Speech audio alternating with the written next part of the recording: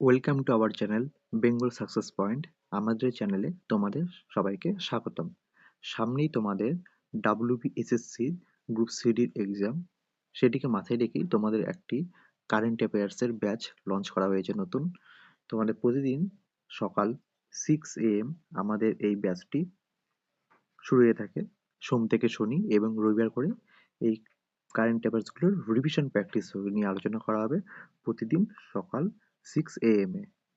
আর তোমরা আমাদের এই ক্লাসগুলোর পিডিএফ পেতে চাইলে তোমরা অবশ্যই আমাদের টেলিগ্রাম চ্যানেল বেঙ্গল সাকসেস পয়েন্টে জয়েন করে নাও। সেখানে আমাদের প্রতিদিন ক্লাসগুলোর পিডিএফ দেওয়া থাকে এবং তাছাড়া বিভিন্ন কুইজ বা বিভিন্ন কিছুর আপডেটও আমাদের টেলিগ্রামে দেওয়া থাকে, সেখান থেকে তোমরা দেখে নিতে পারবে।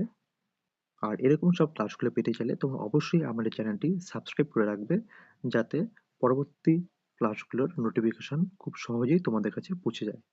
তাহলে আজকে আমরা আলোচনা করব 8ই জানুয়ারি 2026-এর কিছু গুরুত্বপূর্ণ কারেন্ট অ্যাফেয়ার্স নিয়ে, যেগুলি তোমাদের WBSSC গ্রুপ সিডি ছাড়াও SSC GD, railway group D প্রভৃতি এক্সামের কাজে লাগবে।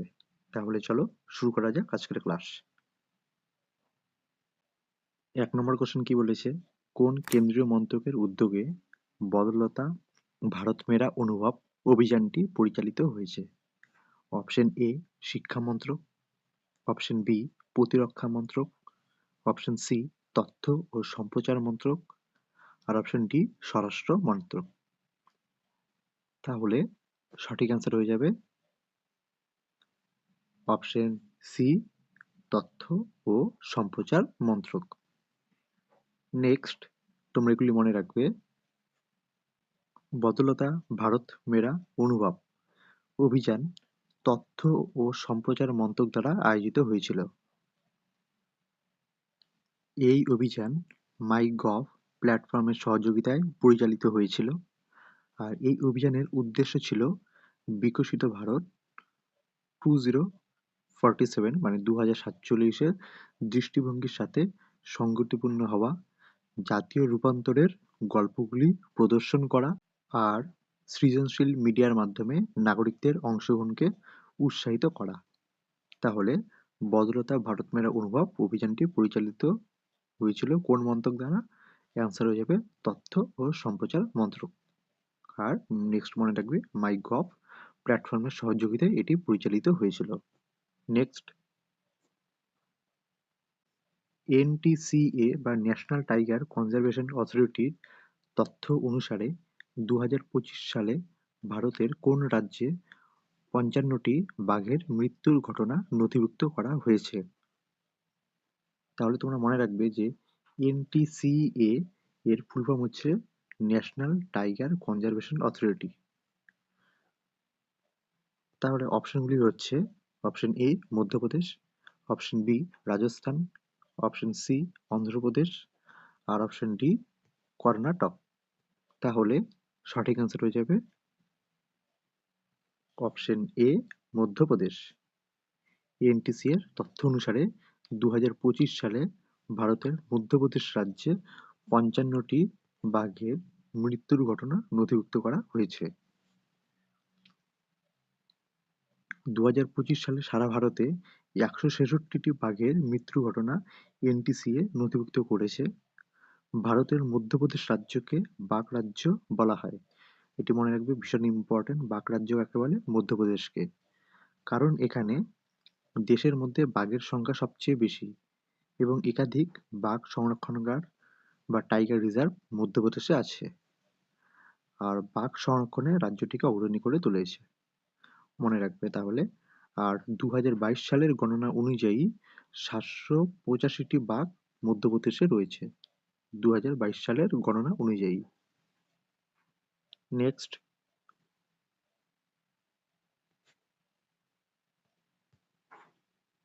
ভারতের গুজরাট রাজ্য 5 লক্ষের বেশি আবাসিক ছাদের উপর সৌরবিদ্যুৎ ব্যবস্থা স্থাপন করেছে কোন প্রকল্পের অধীনে?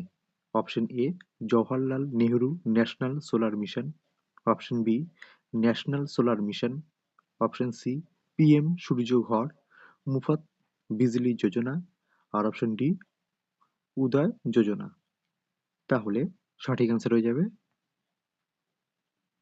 অপশন সি পিএম সূর্যঘর মুফত বিজলি যোজনা। নেক্সট, তোমরা এগুলি মনে রাখবে, গুজরাট মূলত সূর্য গুজরাট প্রকল্পের মাধ্যমে এবং কেন্দ্রীয় সরকারের প্রকল্প পিএম সূর্য ঘর মুফত বিজলি যোজনার অধীনে ৫ লক্ষের বেশি আবাসিকদের বাড়িতে সৌরবিদ্যুৎ ব্যবস্থা স্থাপন করেছে। একটি হচ্ছে গুজরাটের নিজস্ব প্রকল্প সূর্য গুজরাট, আর একটি হচ্ছে কেন্দ্রীয় সরকারের পিএম সূর্য ঘর মুফত বিজলি যোজনা। এই পিএম সূর্য ঘর মুফত বিজলি যোজনা স্কিমের আওতায় ঘরের ছাদে সৌর প্যানেলটি লাগিয়ে মাসে ৩০০ ইউনিট পর্যন্ত বিনামূল্যে বিদ্যুৎ ও সাবসিডি সহ সাহায্য দেয়। আর এই প্রকল্পের লক্ষ্য হচ্ছে ১ কোটি ভারতীয় আবাসিকদের ঘরে ছাদে সৌর প্যানেলটি লাগিয়ে প্রতি মাসে ৩০০ ইউনিট পর্যন্ত বিনামূল্যে বিদ্যুৎ প্রদান করা।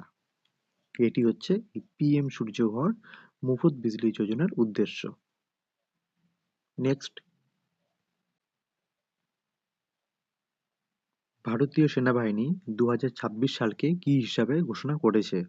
অপশন এ প্রতিরক্ষা আধুনিকরণের বছর, অপশন বি নেটওয়ার্কিং ও ডেটা সেন্ট্রিসিটির বছর, অপশন সি সংস্কারের বছর, আর অপশন ডি আগামী প্রজন্মের প্রযুক্তির বছর। তাহলে সঠিক অ্যান্সার হয়ে যাবে অপশন বি নেটওয়ার্কিং ও ডেটা সেন্ট্রিসিটির বছর। নেক্সট, ভারতীয় সেনাবাহিনী ২০২৬ সালকে নেটওয়ার্কিং এবং ডেটা সেন্ট্রিসিটির বছর বা year of networking and data centricity হিসেবে ঘোষণা করেছে, যার লক্ষ্য হচ্ছে ডিজিটাল সংযোগ স্থাপন, দ্রুত সিদ্ধান্ত গ্রহণ এবং প্রযুক্তি নির্ভর যুদ্ধক্ষেত্রে প্রস্তুতি বাড়ানো। আর এই উদ্যোগের মাধ্যমে সেনারা কমান্ড সেন্টার এবং নজরদারি ব্যবস্থাগুলির মধ্যে ডিজিটাল সংযোগ স্থাপন করা হবে, যা যুদ্ধক্ষেত্রে আরও বেশি কার্যকরী এবং দ্রুত সিদ্ধান্ত নিতে সহায়তা করবে। আর ২০২৫ সালকে ভারতীয় সেনাবাহিনী সংস্কারের বছর বা ইয়ার অফ রিফর্ম হিসেবে ঘোষণা করেছিল। এটি ছিল ২০২৫ সালকে, সেটি ছিল ইয়ার অফ রিফর্মস বা সংস্কারের বছর। আর ২০২৬ সালকে ঘোষণা করেছে নেটওয়ার্কিং এবং ডেটা সেন্ট্রিসিটির বছর, মনে রাখবে। নেক্সট, ভারতের কোন রাজ্য প্রথম স্যান্ডেলউড লেপার্ড বা চন্দন কাঠ চিতাবাঘ চিহ্নিত করেছে? Option A Madhya Pradesh, option B Karnataka, option C Gujarat, আর অপশন ডি ছত্তিশগড়। তাহলে সঠিক অ্যান্সার হয়ে যাবে অপশন বি কর্ণাটক। ভারতের কর্ণাটক প্রথম রাজ্য হিসেবে স্যান্ডেলউড লেপার্ড বা চন্দন কাঠ চিতাবাঘ চিহ্নিত করেছে। আর এই বাঘ স্ট্রবেরি বাঘ নামেও পরিচিত। কেন স্ট্রবেরি বাঘ? কারণ এটি অত্যন্ত বিরল স্ট্রবেরি রঙের চিতাবাঘ, যা সম্প্রতি কর্ণাটকের বিজয়নগর জেলায় দেখা গিয়েছে। তবে মনে রাখবে যে এই স্যান্ডেলউড লেপার্ড বা চন্দন কাঠ চিতাবাঘটি ২০২৫ সালে রাজস্থানে প্রথম দেখা যায়। রাজস্থানে প্রথম এটি দেখা যায়। আর এই চিতাবাঘটি তার ফ্যাকাশে লালচে গোলাপি লোম এবং হালকা বাদামি ছোপের জন্য পরিচিত পেয়েছে। তাহলে এটি ভালো করে মনে রাখবে যে ২০২৫ সালে রাজস্থানে এটি প্রথম দেখা যায়, তবে কর্ণাটক প্রথম এটি চিহ্নিতকরণ করেছে স্যান্ডেলউড লেপার্ড বা চন্দনকাঠ চিতাবাঘ হিসেবে। নেক্সট, ২০২৬ সালে কততম এশিয়ান ওয়াটার বার্ড সেন্সাস অনুষ্ঠিত হবে? অপশন এ ২৫তম, অপশন বি ৩০তম, অপশন সি ৩৫তম, আর অপশন ডি ৪০তম। তাহলে সঠিক অ্যান্সার হয়ে যাবে অপশন ডি ৪০তম। ২০২৬ সালে ৪০তম এশিয়ান ওয়াটার বার্ড সেন্সাস অনুষ্ঠিত হবে। তাহলে মনে রাখবে ২০২৬ সালে ৪০তম এশিয়ান ওয়াটার বার্ড সেন্সাস এবং ৬০তম আন্তর্জাতিক ওয়াটার বার্ড সেন্সাস ১০ থেকে ১১ জানুয়ারি অনুষ্ঠিত হবে। আর এই সেন্সাস অনুষ্ঠিত হবে ভারতের অন্ধ্রপ্রদেশ রাজ্যের গোদাবরী মোহনা এবং করিঙ্গা বন্যপ্রাণী অভয়ারণ্যে অনুষ্ঠিত হবে। মনে রাখবে ভালো করে, অন্ধ্রপ্রদেশ রাজ্যের গোদাবরী মোহনা এবং করিঙ্গা বন্যপ্রাণী অভয়ারণ্যে। ভীষণ ইম্পর্টেন্ট। করিঙ্গা বন্যপ্রাণী অভয়ারণ্যে অনুষ্ঠিত হবে 10 থেকে 11 জানুয়ারি। আর এই সেন্সাস আয়োজন করবে বিএনএইচএস বা বোম্বে ন্যাচারাল হিস্ট্রি সোসাইটি এবং ওয়েটল্যান্ডস ইন্টারন্যাশনাল সাউথ এশিয়া। তাহলে বিএনএইচএস বা ওয়েটল্যান্ডস ইন্টারন্যাশনাল সাউথ এশিয়া এই সেন্সাসটি আয়োজন করবে। এর উদ্দেশ্য হলো মাইগ্রেটরি জল পাখিদের মানে পরিযায়ী জল পাখিদের জনসংখ্যা এবং বৈচিত্র্য নথিভুক্ত করা।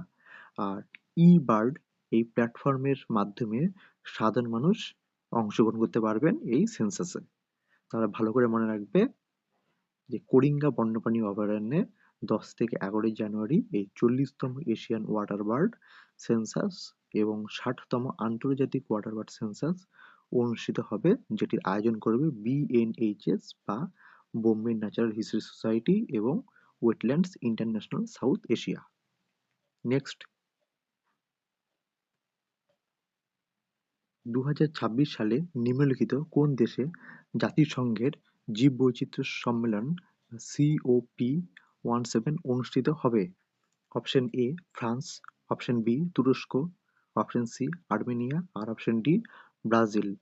তাহলে সঠিক অ্যান্সার হয়ে যাবে অপশন সি আর্মেনিয়া। 2026 সালে জাতিসংঘের জীববৈচিত্র্য সম্মেলন, যেটি হচ্ছে COP17, আর্মেনিয়ার রাজধানী ইয়েরেভানেতে অনুষ্ঠিত হবে। এই সম্মেলন 18 থেকে 30 তারিখ পর্যন্ত চলবে। 18 থেকে 30 তারিখ, এটি হচ্ছে অক্টোবর, মনে রাখবে এখানে লেখা হয়নি, অক্টোবর। 18 থেকে 30 অক্টোবর পর্যন্ত এই সম্মেলনটি চলবে। এটি হবে কনভেনশন অন বায়োলজিক্যাল ডাইভার্সিটি বা CBDর 17তম সম্মেলন, যেখানে জীববৈচিত্র্য রক্ষা ও টেকসই উন্নয়নের কৌশল নিয়ে আলোচনা করা হবে। তাহলে মনে রাখবে সেটি হচ্ছে 18 থেকে 30 অক্টোবর 2026 তারিখে এই সম্মেলন অনুষ্ঠিত হবে। আর এটি হচ্ছে CBD বা কনভেনশন অন বায়োলজিক্যাল ডাইভার্সিটি 17তম সম্মেলন। আর এটি হচ্ছে এবার কোথায়? আর্মেনিয়ার ইয়েরেভানেতে অনুষ্ঠিত হবে।